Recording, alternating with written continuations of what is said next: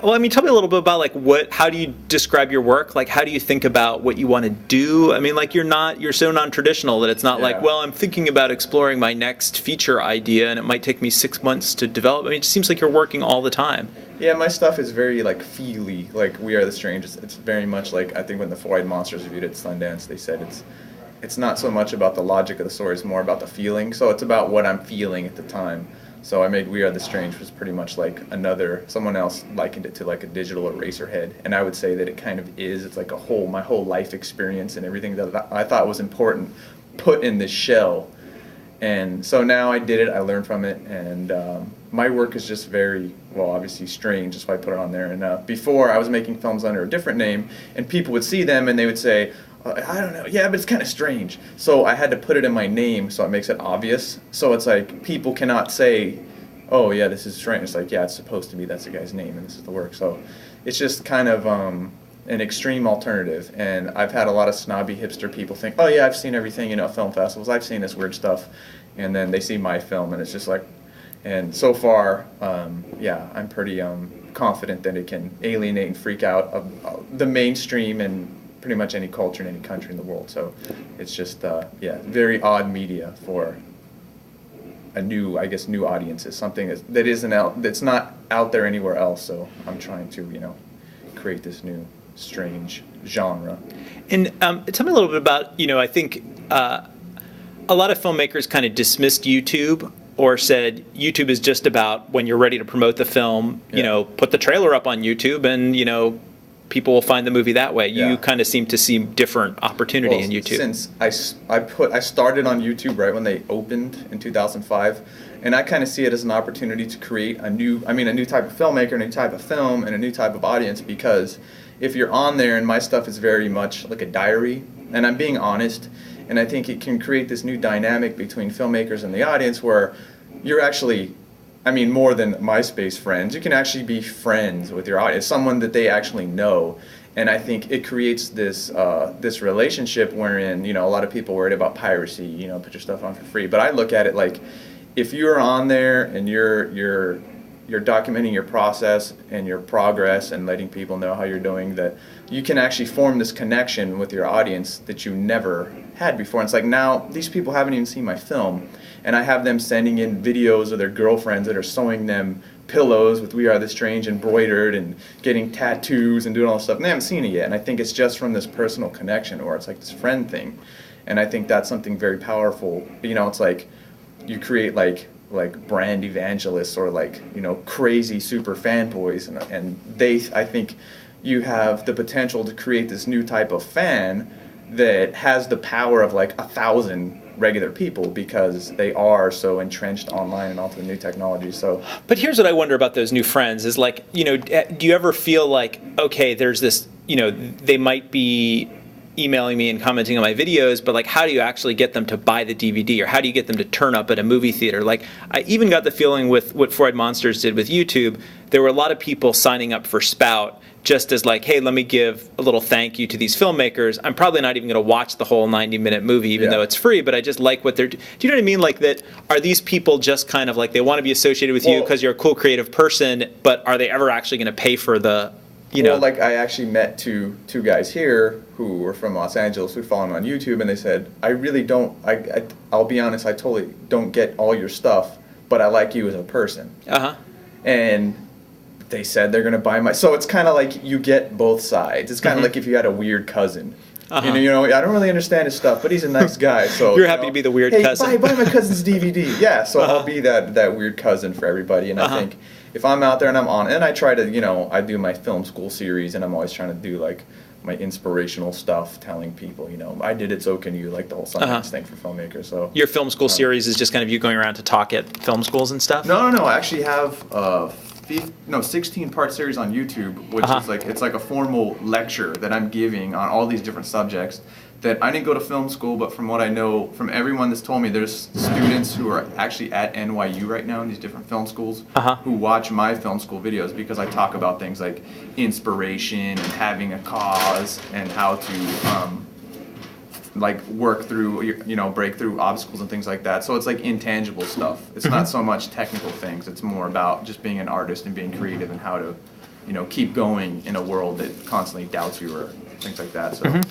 there's this great asset that you can collect from people, which is like, your name, your email address, and your zip code for when we, and it's when we eventually show the movie in your town, right? And I think that was from Lance. I think he was the first person. Yeah, because he did his head trauma tour, and he actually did his. He made a list of all the theaters that someone that's four-walling their movie could go play at, and he actually has a list of like what kind of hookups their projectors have. So I think it was Lance Weiler that set that up. All right, well, I'll give him credit. He's like, Lance is like the underground guy, like, because he's helping out For White Monsters, he's helping me out, and he's totally like, the guy behind the scenes doing all this stuff for other DIY filmmakers. But so you're making another interesting point, which is that talk about the kind of the idea of letting someone pre-order a movie before it's made. Yeah, because it's like, there's a whole thing where people can. A lot of people have tried, getting people to fund it by buying into it, but I'm just like, now, since let's just say people's attention span or whatever, it's hard because I'm looking at it now. Okay, I got these 800,000 views, from 6 months ago or something. Just those eyeballs, if I would have had, a pre-order availability, how many sales would I got? And now it's like, can I go back and be like, hey, people out there on the internet saw it, come back, it's available now. And it's like, you missed it. So I'm just thinking that just having that venue, hundreds of thousands of people every day, where else can you get that? And when you have it, you have to have something available. I'm sure anybody, I'm a novice at the whole business thing, anybody with any experience would tell me, oh yeah, that's what you're supposed to do. But I thought I was going to go way of old media because of the whole Sundance thing and all this interest, I didn't know. And then once they saw that I made this avant-garde art film, they're like, oh yeah, there's no place for that in the mainstream. So did you get some traditional distribution offers at Sundance, and kind of were you open to considering them? Not at Sundance. At Sundance, it was pretty much like there was this whole build-up, and then once a large population of 50-year-old people walked out and asked for their money back, that pretty much scared all the distributors. So after I think I got a decent review in Variety and some other press stuff, and then some distributors did come around, but by the time they did, the offers were just, I guess they had token advances, and it's kind of like, I don't know, I look at it like a filmmaker should be empowered. It shouldn't be a distributor coming up and saying, okay, we're going to do you a favor and take it off your hands. Give us all your rights forever and you'll never make any money. Right. And it's like the distributor has the power because they have, these distribution channels, which we never had before, but now we do have them and they're new. So I feel like you shouldn't be walking up the stairway looking up at the distributor, please, gracious, whatever. So I was just kind of like, no one knows the value of my media because no one's ever done it before, and the old media just works. It's very derivative. What else like that has made money? Oh, right. Nothing. Then it has no worth. Right. So this is Sleepless in Seattle, but it's set in San Jose. Like. Yeah. So since mine's new, it's kind of like I felt like I was punished by all these. It's like, what are you doing something new? Yeah. It's not proven. So, someone on YouTube actually made a good point. They said this is the first foreign film from the country of M. Strange's mind. Right? So I need to throw this one down and, keep the rights to it or do whatever and just kind of use it to assert myself as an animator filmmaker and then build my, style after that. But just tell me maybe generally sort of how are you thinking about online distribution as an opportunity? Like if one had a movie like We Are the Strange and if one was trying to sort of make that available in 2007, what would you be doing with it? Okay. Well, there's lots of really awesome companies that you've actually written about, Scott, on your site and on your blog. And I'm going to go for a non-exclusive DVD deal, someone that has their stuff in all the major online stores and a couple like physical retail outlets. And then for digital downloads, I think I'm going to go with selling an iPod version. And since I have it, since it's kind of rare, I have a 1920 by 1080. That's the native resolution of my movie. I'm looking for somewhere to sell that to, but I haven't found it yet. And I'm doing the mobile drive-in movie theater theatrical release. to go along. Tell me about that. I mean, I love drive-in movie theaters, so you emailed me about that, and I was like, gosh, this is crazy. So one of the most popular things I've done in this city is that we would go on the rooftop of this parking garage with a projector and a laptop and watch like videos from YouTube, like funny videos, or play video games up there, and we would just attract people and get all these people. So, and I like drive-ins too, and they've kind of, I looked it up on Wikipedia, and there's only like 50 left in the U.S. or something. One in San Jose. I hope you've been to it. Yeah, the capital. It's a flea market during the day. I know, and it's a little scary at night as a drive-in. I have to say, like. Yeah, the neighborhood's not that good. No. But at one point in the movie, there were helicopters hovering overhead, like with their searchlights, and I was like, if this was the right kind of movie, it would have been really nice and atmospheric. But I think it was, Bambi like or something. Crime-o-vision. Right. Yeah, you have crime being committed around your crime action drama. Yeah. But I just kind of look at it like since I made my film with like cast-offs, like broken dolls and going to the garbage and stuff, so I'm going to go through Hollywood's garbage bin and look at the things they've cast off and thrown away, and it's like drive-ins. Yeah. They don't really use them anymore. They're kind of a cast-off. So I'm like, this is kind of cool. I like drive-ins, and it kind of brings in that whole community, element where people can go together and watch it, and you can talk to people. So I really like that, and so I found the mobmove.org project where they already have this network all over the world set up where these people have these cars with these projectors in them and these FM transmitters, and their problem is they don't have any content because they can't legally play any films and they can't afford to license them. So with me, I'm like, dude, I'll give you an animated feature that these people want to see, and I'll let you play it for free. So it was just kind of a really good match. So how do you make money in that deal? That's just purely promotional. Okay. That's just to get people excited about maybe owning the DVD or telling other people about it. Yeah, it's just like half the fun is like I make music and I used to play in a band. We played all over the place for nobody. We just go do these street tours, and it's just some stuff you do just for the fun of it. Yeah. And I've always been like, the show must go on. You got to put on the best show you can. And even if there's these kids from YouTube who have been from day one watching every video and commenting on it and waiting for this film and asking me to come to their town, and they want to see it on the big screen. And this is the only way, I think, right now that I'll be able to bring it to them on a big screen. And it'll be fun for me to actually travel around and do it. So it's just, that's something when you get caught up in all this business stuff, like people, I'll tell them what I want to do and they'll be like, whoa, where's the money in that? And yeah. If that's all I live for, then... Right. No, I just ask because, look, filmmakers, independent filmmakers in particular out there, like, they do a lot of stuff for free already. And, like, I do feel like part of the blog and part of, my reporting is like figuring out what is going to be the business of, if you want to do this and make a living at it, And I'm trying to, I'm actually writing an article, which I'll send to you. And it's kind of like me throwing down my philosophy and my idea on how filmmakers with niche films like my own should promote their films. And I think theatrical, because I think eventually in the future theatrical will only be for like major blockbusters, and everything else will go online, whatever. So it's not going to be something that's going to be available to people like me. So I think this is the way for an independent filmmaker to do a theatrical release, because there's no other way for a project like mine. So yeah. Just back for a second, so you said you have a version that you can sell for the iPod, but probably not through the iTunes store, right? Because they don't... Well, there's a number of different companies I'm talking to where they're all in line waiting to get in the iTunes store, which iTunes is eventually going to open up to them.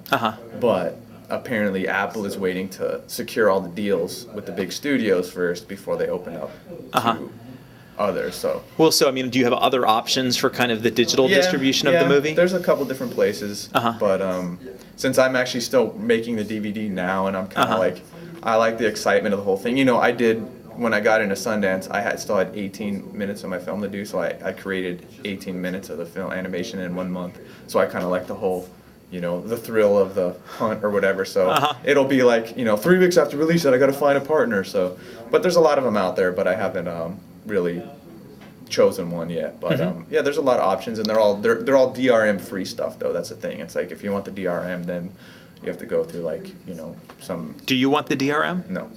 Okay. But there's some people that just put it in there. So.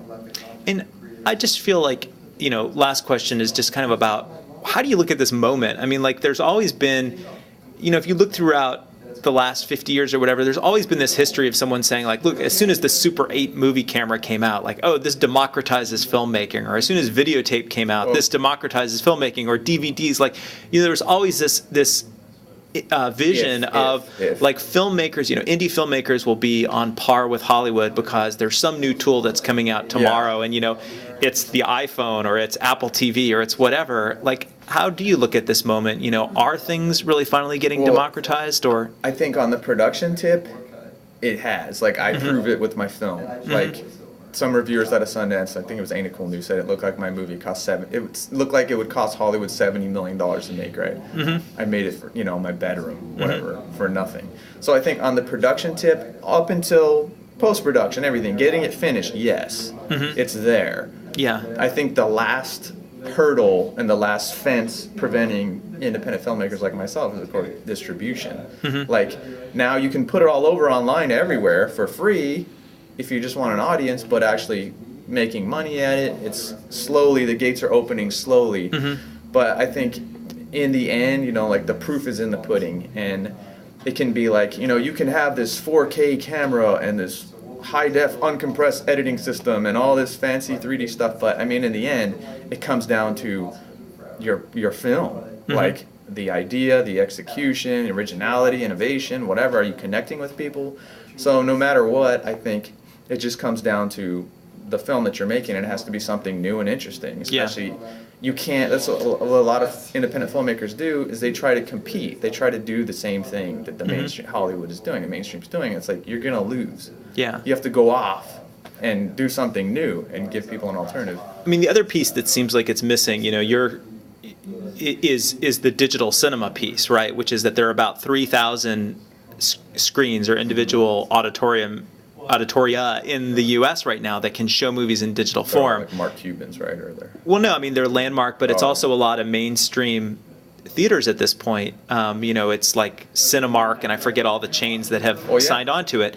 But how would an independent film, I think there's still a missing piece there of, like, how would you master your movie so that it could play on one of those digital cinema servers? Creating the media to do that, yeah, it's totally, I could do it now. It's totally viable. Like, I have the 2K uncompressed digital version. I can compress to whatever format play in there, but it's just like, who controls that network? Yeah, it's unclear right now. So I know in other countries, I've talked to people in Sweden or something where they have like this network where they just load a film on this network and then it streams out to all the movie theaters and they play it, and they're pretty open with it. But here, I mean, if it follows in line with everything else, it's going to be locked down so that you have to go through this chain of command to get your film there, and it probably won't be any different from the old media. So I think one of the things preventing me from going with an old media deal was the 35 millimeter print requirements. Where for me it didn't make any sense. My movie's all digital, and I'm like, the future is digital. Doesn't make sense to go to film, right? And then it's like, give us 35 millimeter film print. So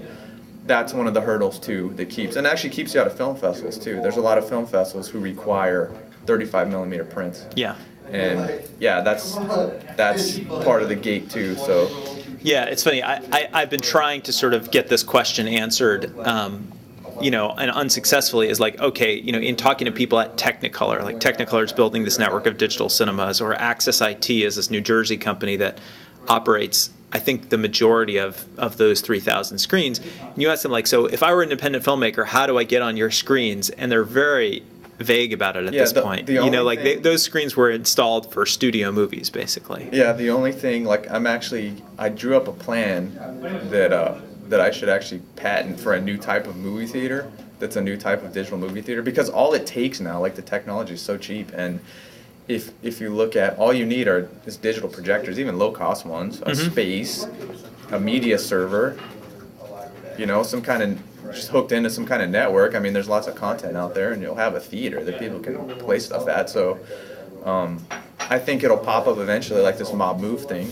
I think there's going to be some other ones in some places where there'll be multi-use spaces, because it doesn't take much. I mean, I have a digital projector in my room that I use to watch films, and it's awesome. I play on the wall, and it's like, once we get over, because now it's like, that's why I think Hollywood's moving to like, 3D, 4K 3D, because that's another higher hurdle for someone like me to be like, can I afford that?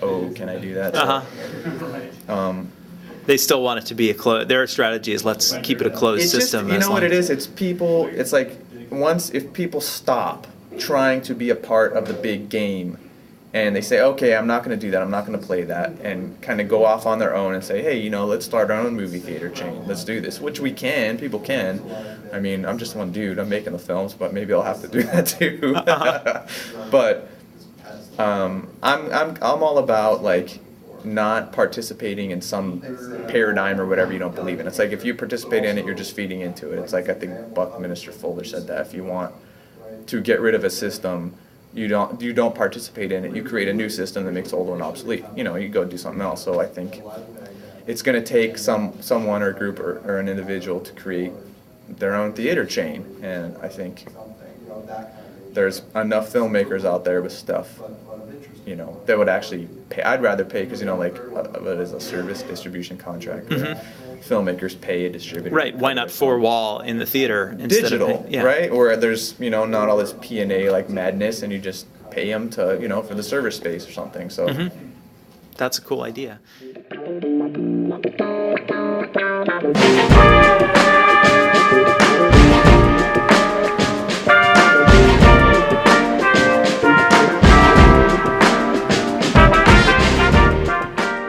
Because you're saying, like, thing one is, like, it's great to have this community and people you feel like are following your career and supporting you, but thing two is like, hey, shell out some money and, you know, so I don't the work. I don't know. I'm gonna find out, and it's just like I try to look at the numbers, like, okay, does number of subscribers to my YouTube videos, or number of people on my mailing list, or like, well, how does that equate? You know, where does it lie as far as sales go? And I mean, I don't know. That's why I'm so anxious to find out. And if it's anything. The whole time, what I realize now, my next film, the first time someone sees the trailer, they have to be able to pre-order DVD. Get it right there.